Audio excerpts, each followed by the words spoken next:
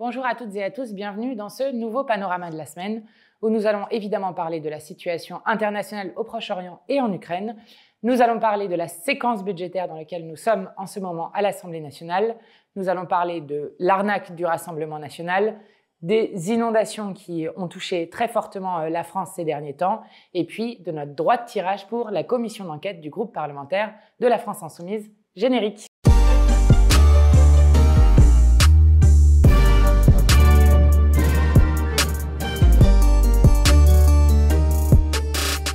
Alors évidemment, je veux commencer par la situation internationale qui continue de dominer l'actualité puisque au Proche-Orient, la guerre totale de Netanyahou contre les Palestiniens mais aussi contre le peuple libanais continue avec au Liban en un jour, ce dimanche, 50 villages qui ont été bombardés en une seule journée. Et puis la FINUL, la force onusienne, les casques bleus, qui sont à la frontière du sud Liban avec Israël, qui, pour la 6e fois, ont été pris pour cible par l'armée de Netanyahou, ce qui montre bien, encore une fois, que Netanyahou veut s'affranchir totalement du droit international, sans que la communauté internationale n'élève la voix et ne prononce des sanctions à l'encontre de Netanyahou. La situation est encore plus grave et encore plus dramatique. Elle franchit encore un seuil à Gaza, puisqu'ils ont séparé le nord de l'enclave de Gaza et que aujourd'hui, il y a au moins 350 000, voire 450 000 personnes qui se retrouvent depuis 15 jours sans aucune aide alimentaire qui arrive dans cette partie de l'enclave, au point que le rapporteur spécial à l'ONU sur le droit à l'alimentation dit « Jamais dans l'histoire de l'après-guerre mondiale, une population n'a été réduite à la faim si rapidement et si complètement comme l'ont été les 2,3 millions de Palestiniens vivant à Gaza. » Et il dit « Il n'y a même plus de mots pour décrire la politique de famine qui est utilisée par arme de guerre que subissent aujourd'hui les Palestiniens. » Surtout, la preuve, s'il en fallait encore, que Netanyahou est en train de commettre un génocide contre le peuple palestinien, c'est que la semaine dernière, le leader du Hamas, qui était donc responsable notamment des crimes de guerre commis le 7 octobre, a été tué avec un film qui en a été fait, qui a été diffusé très largement par Netanyahou, avec un effet très contre-productif, mais je passe sur cette question-là. Et donc, le leader du Hamas a été tué, et ceux qui ne cessent d'affirmer que c'est une guerre contre le terrorisme et donc contre le Hamas devraient maintenant expliquer que, eh bien, ils devraient cesser la guerre qui est faite, non pas au Hamas, mais au génocide qui est fait contre le peuple palestinien. Eh bien, le résultat, c'est qu'ils n'ont absolument pas arrêté et qu'ils ont même encore amplifié leurs attaques, ce qui est évidemment dramatique. Que fait la France dedans? Comme d'habitude, absolument rien. Ah si, ils font quelque chose.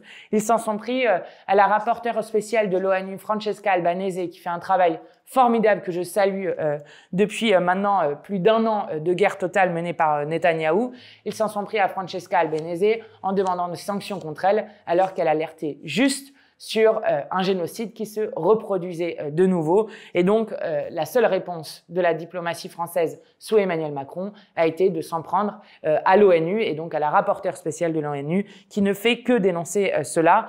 Quant au reste, eh bien, il n'y a toujours pas de reconnaissance de l'État de Palestine, toujours pas de sanctions à l'encontre d'Israël, toujours pas de suspension de l'accord d'association entre l'Union européenne et Israël, toujours pas d'embargo sur les armes qui est décrété, ce qui est évidemment dramatique. Et je le redis ici, alors qu'au Liban, un autre Gaza est en train de se produire sous nos yeux, nous ne resterons pas silencieux et nous continuerons évidemment à participer à l'ensemble des manifestations et des mobilisations pour le peuple palestinien et pour le peuple libanais. Deuxième chose dont je voulais vous parler parce que ça me semble important, c'est la guerre qui continue depuis maintenant plus de 2 ans et demi en Ukraine. Puisque en Ukraine, et c'est le Wall Street Journal qui le dit, nous sommes maintenant à un bilan d'1 million de morts et de blessés côté ukrainien et russe après 2 ans et demi de guerre. Eh bien, depuis 2 ans et demi, nous disons que la solution sera diplomatique, que la solution n'est pas d'aller dans une escalade en donnant des armes à l'Ukraine qui permettent de toucher le territoire russe et qu'il faut impérativement avoir une issue négociée à cette guerre pour retrouver la paix. Et il se trouve que mercredi dernier, Olaf Scholz, donc le chancelier allemand, a dit, je vous cite ce qu'il dit exactement, « L'heure est venue pour nous de tout faire, en plus de soutenir clairement l'Ukraine, pour trouver un moyen d'empêcher cette guerre de continuer. Si on nous demande, allons-nous parler avec le président russe, nous disons oui, c'est le cas. » Zelensky lui-même explique qu'il est prêt aux négociations. Donc, la partie ukrainienne dit qu'elle est prête et qu'elle est ouverte à des négociations. Et il y a, dans le cadre du sommet des BRICS, qui n'intéresse absolument personne dans ce pays, alors que je rappelle que les BRICS sont aujourd'hui un PIB au niveau mondial qui est supérieur au pays du G7, eh bien, il y aura une rencontre entre Vladimir Poutine et Antonio Guterres, le secrétaire général de l'ONU.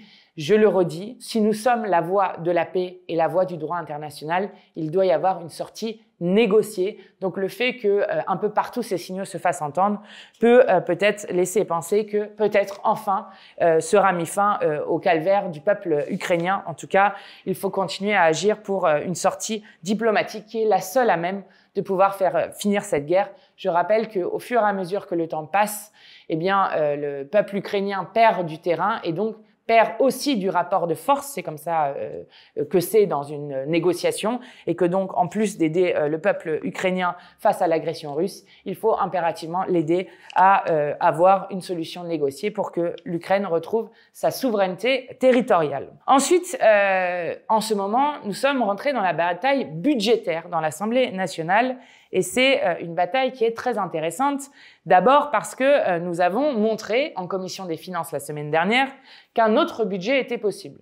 Je vous avais déjà expliqué que le gouvernement cherche 60 milliards d'euros pour l'année prochaine, ce qui est du jamais vu dans notre pays. Jamais on a tenté d'imposer une austérité aussi forte à ce pays, et que Emmanuel Macron est largement responsable de cela, puisque nous n'avons pas, non pas un problème de dépenses, et vous voyez l'hôpital public qui s'effondre, l'éducation nationale qui s'effondre, le travail social qui s'effondre, partout tout s'effondre, mais un problème de recettes. Et ce problème de recettes, c'est la responsabilité d'Emmanuel Macron lui-même, puisque la Cour des comptes dit qu'il y a 62 milliards de recettes en moins par an dans les caisses de l'État, principalement dû aux cadeaux faits aux plus riches et aux multinationales. Et maintenant qu'ils ont fait des cadeaux si généreux aux plus riches et aux multinationales, au point que les 500 plus grandes fortunes ont doublé leur patrimoine depuis 2017 et que les dividendes au CAC 40 ont été multipliés par 2, eh bien, ils demandent au peuple de payer ces cadeaux, et notamment aux plus précaires, avec un budget qui est d'une violence sociale absolument inouïe.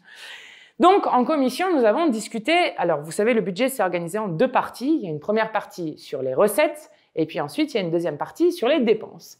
Nous avons montré qu'il était tout à fait possible de trouver 60 milliards d'euros de recettes, tout simplement en allant chercher l'argent là où il est, et notamment, nous les avons trouvés sur les plus riches et les multinationales. Par exemple, nous avons gagné 26 milliards pour les caisses de l'État en taxant les multinationales sur les bénéfices réellement réalisés en France, qu'on appelle la taxe Zuckman, ou encore en faisant une taxe sur les super profits qui permet de récolter 15 milliards d'euros, une taxe sur les super dividendes qui permet de récolter 1 milliard d'euros, le rétablissement de l'exit tax qui avait été supprimé par Emmanuel Macron pour permettre, et donc nous l'avons rétabli pour permettre de lutter contre l'évasion fiscale, qui là aussi permet de faire rentrer pratiquement 1 milliard d'euros dans les caisses de l'État, ou la hausse de la flat tax, qui était un cadeau qui avait été fait aux capitaux par Emmanuel Macron, que nous augmentons. Mais nous n'avons pas fait que ça. Nous avons aussi gagné 10 milliards de victoires pour empêcher qu'on aille chercher dans les poches des plus pauvres de ce pays. Notamment, nous avons supprimé l'augmentation de la taxe sur l'électricité. Je rappelle que l'électricité a déjà augmenté de 42% depuis 3 ans et que les gens n'en peuvent plus, ainsi que les petites et moyennes entreprises. Nous avons supprimé la TVA sur les premiers kilowattheures indispensables à la vie digne, ou encore sur les produits bloqués en Outre-mer, alors qu'en Martinique, la colère continue, puisque l'accord qui a été trouvé sur la vie chère en Martinique ne concerne que 15% des produits et ne concerne qu'une baisse de 20% des produits, alors que, je le rappelle, il y a un différentiel entre le prix de l'alimentaire en Martinique et en Hexagone qui est de plus 40% et qui sur certains produits monte à 80%, 120%. Donc voilà ce que nous avons réussi à faire, qui est une victoire immense puisque, en quelque sorte, nous avons fait un budget Nouveau Front populaire. Alors, bien sûr, tout de suite, il y a eu une forme de réaction face à cela. D'abord, ont été expliqués, notamment par les macronistes, que le budget que nous aurions fait serait une boucherie fiscale. Je vous liste tous les termes qu'ils ont utilisés. Ils ont été très inventifs. une revanche fiscale contre les Français qui réussissent, une boîte de Pandore fiscale, une hystérie fiscale, ce qui est très sexiste, un budget Frankenstein, un massacre à la tronçonneuse de nos entreprises, une saignée pour le pouvoir d'achat ou même un carnaval fiscal. Alors c'est absolument faux. Tout ce qui est raconté, notamment par le gouvernement et les macronistes, pour dire que nous aurions augmenté les impôts sur tout le monde, que nous sommes en train d'appauvrir les Français et de les taxer à plus bas, est entièrement faux. Je le dis d'autant plus que c'est leur budget qui est responsable de cela, puisque dans leur budget, je commence par eux, ils proposent 50 € de moins par mois pour les apprentis, 150 € enlevés pendant 6 mois pour chacun des retraités, 4000 professeurs supprimés, 400 millions de baisse pour l'université avec une sortie, un changement dans l'échelle des bourses de 50 000 élèves boursiers du système, 1,5 milliard pour les fonds verts, donc pour être à la hauteur du défi écologique, et l'administration a même préparé pour que aucun des fonctionnaires ne soit en dessous du SMIC, ce qui est illégal, eh bien une augmentation de 6 centimes pour les 230 000 personnes concernées qu'ils vont distribuer sous forme de primes. Donc voilà, c'est leur budget qui prend dans les poches de tout le monde. Alors que le nôtre, celui que nous avons fait en commission, eh bien c'est par exemple le fait que la contribution exceptionnelle, temporaire que Barnier proposait de prendre sur les plus riches, donc vraiment des petites miettes, nous l'avons rendue permanente. Et je crois que personne ne va pleurer sur le fait que des couples qui gagnent plus d'un demi-million d'euros par an, eh bien, contribuent un peu plus à l'effort national. L'exit tax, j'en parlais, la taxe sur les superdividendes, la taxe sur les rachats d'actions, sur les superprofits. Là aussi, ce ne sont pas les travailleuses et les travailleurs en première ligne, les soignants, les AESH, les petits commerçants, les artisans, mais à chaque fois, les ultra riches qui se sont méga enrichis, et donc nous faisons payer ceux qui se sont engraissés pendant des années sur le malheur national. Voilà ce que nous avons proposé, et au contraire des autres, nous montrons non seulement qu'il est possible de trouver de l'argent dans la 7e puissance économique au monde, mais nous refusons que ce soit les plus pauvres qui payent pour ce qui est fait. Et je le dis d'autant plus avec gravité qu'il y a un fort risque de récession avec le budget qui est proposé. D'abord parce que 55% du PIB de notre pays est fait par la consommation, et donc quand vous refusez d'augmenter les salaires, quand vous refusez d'indexer les salaires sur l'inflation et de redonner du pouvoir d'achat au peuple, eh bien du coup c'est justement la croissance qui s'effondre, et on prévoit, c'est l'OFCE qui le dit, 0,8 points de croissance en moins pour l'année prochaine en 2025. 0,8 points de croissance, c'est 30 milliards de recettes qui vont manquer dans les caisses de l'État. Et de nouveau, on va vous expliquer qu'il faut du coup baisser dans les dépenses, etc., etc., et faire une politique d'austérité. Et nous sommes déjà dans un moment où il y a 10% d'effondrement du volume de consommation alimentaire dans notre pays depuis 2021, ce qui est du jamais vu depuis 50 ans. Et ce n'est pas juste moi qui explique que cela fait peser un risque de récession sur la France, c'est ce qu'on a vu déjà sur des pays comme Haïti, c'est ce qu'on a vu sur la Grèce, où on leur a demandé de baisser d'un tiers leur déficit, où ils ont baissé sur les retraites, les aides sociales, les postes de fonctionnaires, le salaire minimum, comme ils sont en train de le faire ici, jusqu'à la vente de tous les aéroports. Et l'activité économique s'était effondrée de 28%. Voilà ce que fait peser comme menace sur notre pays le budget que propose Barnier, et voilà ce à quoi nous proposons de remédier. Je le dis d'autant plus à un moment où nous savons que il y a des plans sociaux comme jamais dans notre pays, notamment dans le secteur de l'automobile, dans Sanofi, dans beaucoup des secteurs industriels. Nous sommes dans une période de désindustrialisation énorme que la France laisse faire. Et de nouveau, les macronistes proposent une solution miracle, ce qu'ils ont fait depuis des années, c'est-à-dire de faire de nouvelles privatisations. Après avoir tenté de privatiser l'aéroport de Paris, après avoir privatisé la Française des Jeux, ils proposent maintenant 10% de privatisation en plus. Et ce n'est pas moi qui le dis, c'est le FMI, Olivier Blanchard, qui dit « Vendre les participations de l'État dans des entreprises privées est totalement inutile. Cela ne change rien au déficit structurel. Pire, avec la perte de dividendes dans l'avenir, cela peut l'augmenter. » Bref, nous avons donc, fait du budget Barnier, qui est une catastrophe pour notre pays, un budget Nouveau Front Populaire LFI, et permis de dégager 60 milliards de recettes et de soulager les classes populaires de ce pays de 10 milliards de recettes qu'ils voulaient aller chercher directement dans leur poche. Et alors, que s'est-il passé à la fin de cette commission? Eh bien là, surprise, enfin pas surprise, le Rassemblement national a décidé, avec les macronistes, de voter contre le budget du Nouveau Front Populaire. Puisque nous, comme nous avions gagné tous nos amendements, nous avons voté pour avec le Nouveau Front Populaire. Les macronistes ont voté contre, puisque cela dénature leur budget, comme ils essayent d'expliquer. Et puis, ça montre qu'une autre politique est possible quand on en a la volonté politique. Et le Rassemblement national, eh bien, comme d'habitude, est venu sauver Barnier et sauver Macron en votant contre ce budget, ce qui fait que ce budget a été rejeté en commission. Et là, nous sommes en hémicycle où nous menons la même bataille pour, là aussi, gagner des nouvelles victoires. Alors bon, le RN, on n'est pas surpris. À chaque fois, ils votent avec les macronistes contre l'augmentation des salaires. Là, ils ont revoté contre le rétablissement d'un impôt de solidarité sur la fortune, contre l'établissement d'un impôt à 14 tranches pour que ça soit un impôt sur le revenu plus juste, contre la revalorisation des APL, etc., etc. Bon. Donc, on n'est pas surpris que ce soit une arnaque sociale. Mais alors là, on atteint des sommets. D'abord, ils ont sauvé Macron en votant contre la destitution et en refusant que la destitution soit inscrite à l'ordre du jour de l'Assemblée par le vote de Marine Le Pen. Ensuite, ils sauvent le gouvernement Barnier en refusant de voter la censure. Et vous remarquerez que ça commence à craquer dans les rangs de l'extrême droite, puisque beaucoup des députés d'extrême droite disent sur le terrain, les gens nous demandent de censurer le gouvernement Barnier, c'est horrible ce qu'ils sont en train de nous faire, donc on ne comprend pas pourquoi on continue de les aider. Pas parce que l'extrême droite eh bien, a toujours servi de béquille au pouvoir. L'extrême droite poursuit la même politique qui est faite pour les riches et finalement l'extrême droite est la meilleure assurance vie du système. Et on l'a vu encore plus cette semaine, puisque cette semaine, la semaine prochaine, ça sera la niche du Rassemblement national qui a été examinée cette semaine en commission.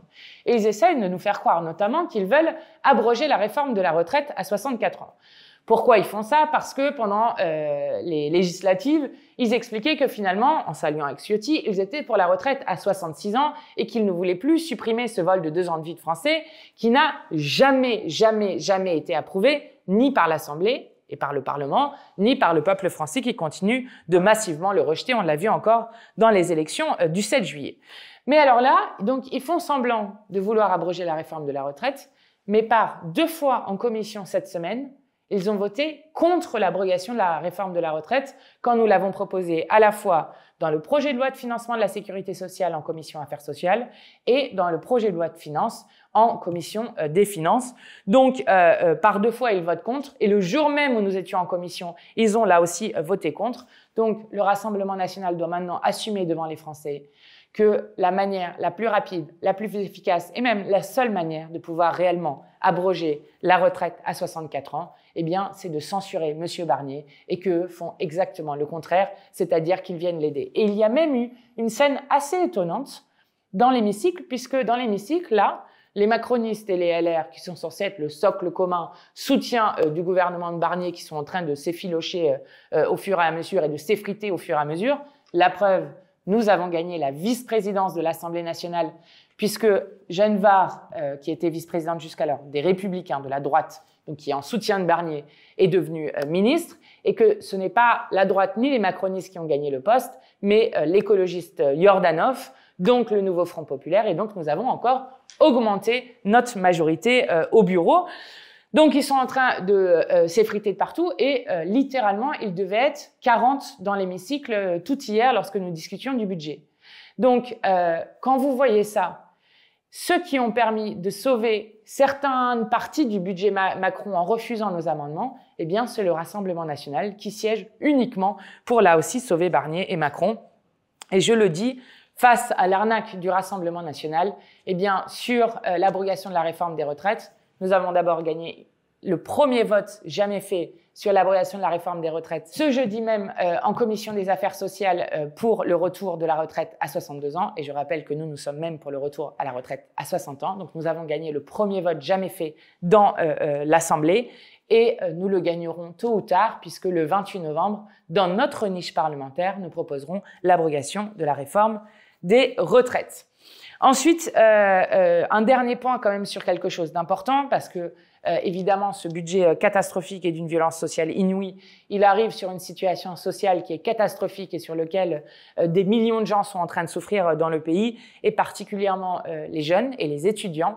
Et la semaine dernière est sorti un baromètre annuel de l'association COP1 sur la situation des étudiants dans le pays. Et ce baromètre est catastrophique. Je vous donne juste quelques chiffres pour que vous compreniez l'ampleur de la situation. D'abord, il y a près d'1 étudiant sur 3 qui vit avec moins de 50 € par mois, donc qui débute le mois avec 50 € sur le compte. Un étudiant sur 2 qui dit avoir déjà sauté un repas, et c'est 2 sur 3 lorsqu'on le demande aux étudiantes et aux étudiants d'outre-mer. 41% des étudiants qui disent souffrir de solitude, avec une hausse notamment des idées suicidaires, d'angoisse et des mineurs qui sont admis en détresse à l'hôpital, 20% des étudiants qui ont déjà eu recours à l'aide alimentaire, dont 65% d'entre eux, donc une grosse majorité, qui a recours régulièrement, donc plusieurs fois par semaine. C'est les files d'attente qu'on voit devant les banques alimentaires qui sont une indignité totale pour la France. Et puis, une étudiante sur 4 qui dit n'avoir pas assez de protection hygiénique lorsqu'elles ont les règles par faute de budget, ce qui est évidemment inadmissible. Et je vous invite à aller toutes et tous sur le site de l'Assemblée nationale pour signer la pétition qu'a lancée Louis Boyard sur le repas à 1 € pour le Crous. C'était un vote que nous avions presque gagné. Il nous manquait une voix dans la dernière mandature. Nous allons évidemment le regagner, ce qui permettra de redonner de l'air à plein d'étudiantes et d'étudiants dans ce pays. Mais je rappelle que nous continuons d'être plus ambitieux et à exiger une garantie d'autonomie pour tous les jeunes en études au seuil de pauvreté, c'est-à-dire à hauteur de 1 216 € par mois, et que c'est cela que nous ferons. Enfin, 2 derniers points sur l'actualité de la semaine. La première, c'est évidemment les inondations, et je voudrais assurer de toute ma solidarité celles et ceux qui ont été touchés, donc avec des endroits où, par exemple, en Ardèche, c'est les inondations les plus fortes qu'ils ont vues depuis le début du XXe siècle, donc des inondations très puissantes, avec parfois des endroits plus de trains, plus de routes, plus d'eau potable, parfois pour les habitantes et les habitants. Et je le dis avec un petit peu d'amusement, même si ce sujet est très grave. Quand vous regardiez les médias, que ce soit l'officialité médiatique, BFM TV, etc., ils vous expliquaient quasiment qu'il fallait prier pour qu'il arrête de pleuvoir, comme s'il n'y avait aucun choix politique derrière ces inondations. Je le dis parce que oui, il y a des choix politiques qui mènent à cela. Nous savons que le dérèglement climatique va augmenter les tempêtes, comme nous en avons vu, les phénomènes d'inondation, avec dans le même cycle de l'eau qui est perturbé à la fois plus de pluies diluviennes et plus de moments de sécheresse, mais qu'il existe des solutions à ça, notamment évidemment stopper les émissions le plus rapidement possible, les réduire, donc réduire les effets sur le dérèglement climatique, sur le seul écosystème compatible avec la vie humaine, évidemment sur l'adaptation pour faire en sorte de pouvoir résister à ces événements climatiques extrêmes qui vont se multiplier. Et ça passe notamment par la planification écologique, donc avoir les moyens de prévoir, arrêter de détruire Météo France, notamment comme ils le font chaque année et comme ils continuent de le faire dans ce budget. Mais ça passe surtout par la question de l'artificialisation des sols. Vous savez, bétonner les sols, ce qui ne permet pas à l'eau de s'infiltrer correctement dans les sols, ce qui là aussi perturbe le cycle de l'eau et qui crée les inondations que nous voyons. Pour vous donner quand même une idée, entre 1982 et 2018, les espaces qui ont été bétonnés, artificialisés, ont augmenté de 72% en France. On est passé de 2,9 millions d'hectares à 5 millions d'hectares. Et on dit souvent, pour schématiser un peu, même si les départements ont des tailles différentes, qu'on bétonne l'équivalent d'un département tous les 10 ans dans ce pays. C'est cela qu'il faut impérativement arrêter. Et ça passe notamment par arrêter d'abord les grands projets inutiles qui bétonnent en plus des terres agricoles ou des zones humides. Je pense au projet d'autoroute A69 qui est extrêmement contesté, à la LGV de Bordeaux, au contournement de Rouen, à Cigéo, vous savez, où ils veulent enfouir pour 100 000 ans des déchets nucléaires sous terre. Ça commence par ça, d'arrêter d'artificialiser les sols, parce que, encore une fois, ce n'est pas une fatalité ce que nous vivons. Évidemment, le dérèglement climatique est irréversible, mais nous pouvons nous adapter, nous pouvons faire de la planification écologique, nous pouvons mettre les moyens, et surtout, il faut mettre les moyens pour réparer ce que ne fait absolument pas ce gouvernement. Alors, dernier point sur lequel je voulais attirer votre attention, parce que ça va nous occuper pendant 6 mois, c'est que nous avons annoncé cette semaine la commission d'enquête issue du droit de tirage du groupe. Le droit de tirage du groupe, ça veut dire qu'une fois par an, un groupe parlementaire a le droit de décider de faire une commission d'enquête qui dure 6 mois. Et à chaque fois que vous auditionnez des gens, eh bien, les gens doivent venir devant la commission d'enquête. Ils doivent jurer de dire la vérité. Et s'ils ne le font pas, vous pouvez les poursuivre pénalement. Donc, ce sont des moments très importants pour un groupe parlementaire, notamment parce que vous avez des moyens qui sont alloués à cette commission d'enquête et qui nous permettront d'avancer sur cette question. Alors, cette année, le groupe parlementaire de la France Insoumise a décidé de faire une commission d'enquête sur le fonctionnement des élections en France, notamment parce que, vous le savez, il y a 10 millions de personnes mal inscrites et non inscrites et que de plus en plus, comme ce sont les jeunes, les précaires, les moins diplômés, etc., qui bien souvent sont dans ces phénomènes-là, on arrive dans une forme de suffrage censitaire pour les riches qui est insupportable et qui est un vrai problème démocratique. Et il nous est arrivé d'avoir des personnes qui étaient radiées des listes électorales alors qu'elles vivent au même endroit depuis plus de 20 ans, qu'elles n'ont jamais changé d'adresse. Et donc, il n'y a aucune raison de les radier de leurs droits électoraux. Donc, pour la citoyenneté politique, nous faisons cela. Elle aura aussi pour charge d'examiner les différentes politiques publiques concernant l'organisation de la propagande électorale et du déroulé de la campagne officielle sur le territoire. Rappelez-vous, c'est les images qu'on avait vues d'Adrexo quand on avait sous-traité à du privé d'aller distribuer les professions de foi à des candidatures où on retrouvait des tas entiers de ces candidatures qui n'avaient pas été distribuées aux citoyens, ce qui est un problème d'information.